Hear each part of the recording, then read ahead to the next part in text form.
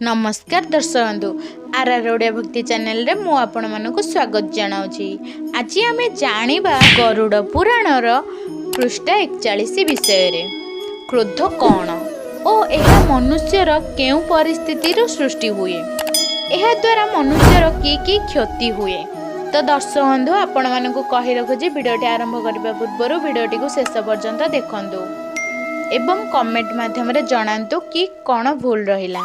क्रोध ही राग आउ क्रोधर विपरीत क्रोध, अक्रोधर विपरीत हेउची क्रोध। सुखे प्रादिक वस्तु जो मान लोक माने तृष्णा उत्पन्न हुए ताकू क्रोध बा राग कहती।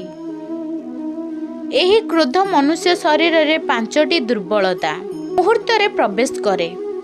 काहारी अहंकार रे कौनसी प्रकार आघात काहारी द्वारा हेले क्रोध जात हुए।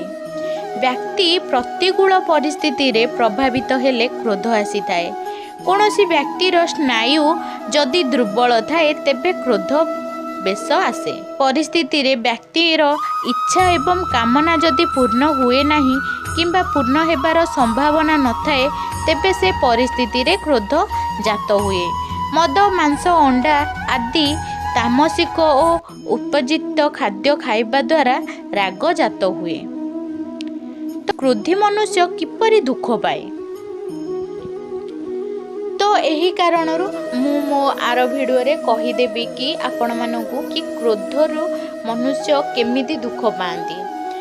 तो आज यही वीडियो विषय रे आमे जानिबा कि काहारी अहंकार आमे जेतेबेले देखुचे से उपरकू बढ़ी चलुची तो सेतेबेले आम मन रे गोटे अहंकार सृष्टि हो जाउची कि ना सीए मोठू पछरे दिला मोठू आगरे उपरकू बढ़ी गलानी।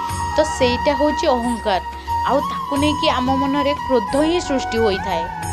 जेमिति व्यक्ति प्रतिकूल परिस्थिति रे प्रभावित हेले माने सबु परिस्थिति रु से जेतेबेले हताश हो जाए, निराश हो जाए, जेतेबेले सेतेबेले ता मन रे क्रोध जात हुए।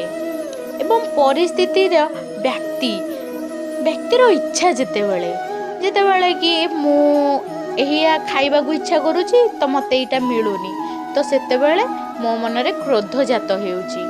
जे कौनसी व्यक्ति हेउना काहेकि जदि ताहार इच्छा पूरण न हुए ताकू क्रोध लागे। ए देखंतु ए भल पाइबारे हेटी जो माने हारी जाउछंती कि जे जहाकू धोखा दे दउची तांको मन रे कोन क्रोध राग ही आसी जाउची।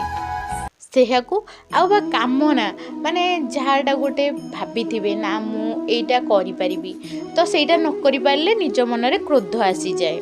सेही परिस्थितिटा जात हो जाए सही समय रे। एवं मद मांस अंडा जदि खाइबे आपण माने तेबे आपण माने निहाती रागिबे काहेकि ना ताकू होची माने मन शांति करिबा पई सेटा होची निज पाटी स्वाद अनुसार।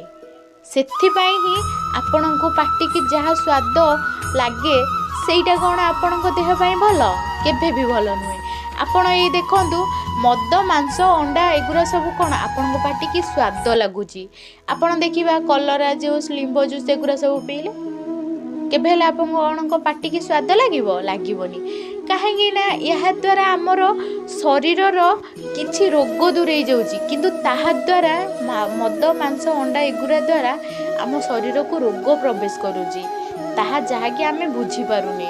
मु भी निजे हेलिनी ना काहेकि मु आज आपण मानकू एहिटा कहूची किंतु मु निजे भी एमिति करिनी किंतु आगु को भाबीची करिवि बोली काहेकि ना मु ए वीडियो सब निजे करूची निजे बुझी सारिलाणी कि मनीष केते कौन कले ठीक हुए कौन कले भूल हुए एवं जहाँ आम पाटी की स्वाद लगे सेटा आम देह पाई केबे हेले भल नुहे। जहाँ आम पाटी की स्वाद लगे नहीं ताहा आम देह पाई बहुत उपकारिता। तो दर्शक बंधु वीडियोटी केमिति लागिला कमेंट माध्यम जणाई देबे एवं चैनल टी को सब्सक्राइब कर नथिले सब्सक्राइब कर दियंतु, बेल आइकन को क्लिक कर दियंतु जेमिति सर्वप्रथमे हमर नोटिफिकेशन आपन पाखरे पहुंची जाय परिबो।